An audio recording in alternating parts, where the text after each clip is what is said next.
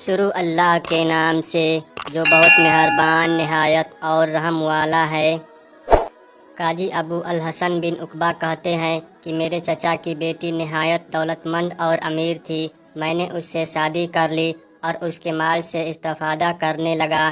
مال کی بدولت میں نے خفیہ طور پر ایک اور شادی کر لی۔ ادھر کسی شخص نے میری پہلی بیوی کو بتا دیا کہ میں نے دوسری شادی کر لی ہے۔ بس پھر کیا تھا، گھر میں طوفان آ گیا۔ میری بیوی سخت ناراض ہوئی۔ اس نے مجھ سے کہا کہ دیکھو، تم میری دولت استعمال کرتے تھے، آج کے بعد تم ایسا نہیں کر سکو گے۔ میں تمہارے گھر نہیں رہنا چاہتی۔ تمہارے لیے ایک ہی راستہ ہے کہ یا مجھے رکھو یا اس دوسری بیوی کو۔ مجھے رکھنا چاہتے ہو تو اسے فوراً طلاق دو۔ گھر میں یہ جھگڑا چلتا رہا۔ میں نے اپنی بیوی کو سمجھایا کہ میری کوئی دوسری بیوی نہیں ہے، تو اس نے کہا کہ اگر تم سچے ہو تو یوں کہو، میں تمہارے سوا تمام بیویوں کو طلاق دیتا ہوں۔ ادھر میں نے جس نوجوان لڑکی سے شادی کی تھی وہ خوبصورت ہونے کے علاوہ نہایت سمجھدار بھی تھی۔ اب میں دو کشتیوں کا سوار تھا۔ پہلی بیوی میری چچا جاد اور نہایت امیر تھی مگر مجھ کو پسند نہ تھی، اور دوسری بیوی غریب مگر سمجھدار تھی۔ میں گھر میں لڑائی نہیں چاہتا تھا۔ پہلی بیوی نے میرا خرچہ بند کر دیا تھا۔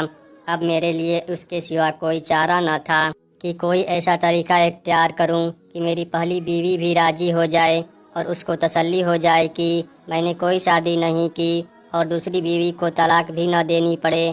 کافی سوچ بچار کے بعد میں نے اپنی دوسری بیوی کے پاس گیا اور اس سے کہا کہ تم اپنے ہمسایوں کے پاس جاؤ، ان سے ایک عمدہ اور خوبصورت لباس عاریتاً لے لو اور پھر خوب بن سنور کر خوشبو لگا کر پہلی بیوی کے پاس جاؤ تاکہ اسے احساس ہو جائے کہ تم نہایت امیر اور مالدار عورت ہو۔ ملاقات کے وقت خوب رو رو کر آنسو بہانا اور اس کے حق میں خوب دعائیں کرنا۔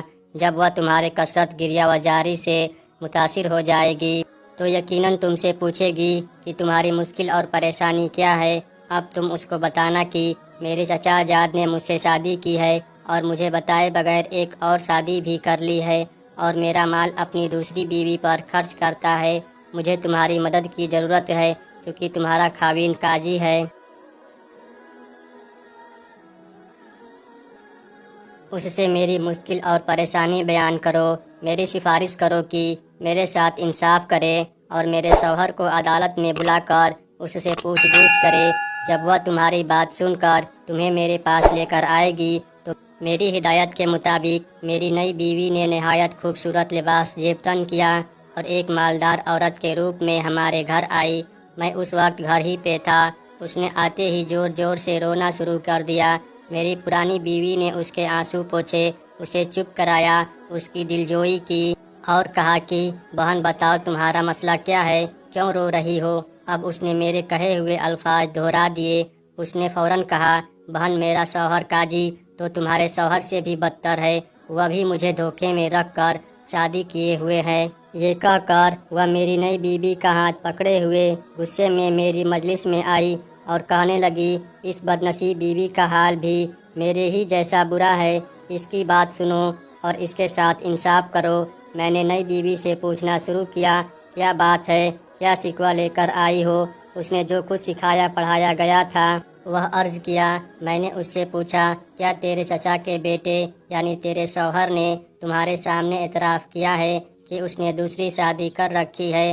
اس نے کہا، نہیں، اللہ کی قسم، بھلا وہ میرے خوف کے مارے کیوں اعتراف کرے گا؟